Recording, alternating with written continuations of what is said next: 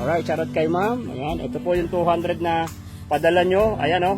Walang labis, walang kulang. Ibinibidyo pa rin natin yan. Siyempre, magiging masaya po yung may-ari ng 200 pesos to na pinadala sa Gcash ko, ibibigyan natin kay Tatang. Alright. Tapos, huwag kang mag-alala Tang. At meron pa. Okay?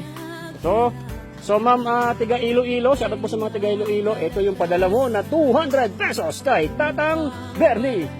200 pesos. Alright. O, di ba, nasisibak ka lang ng kahoy. May 200 ka na. O, anong masasabi mo doon sa tiga Iloilo? Salamat sa inyo dyan sa Iloilo. Alright. Malaking tulong na sa akin to. Yan.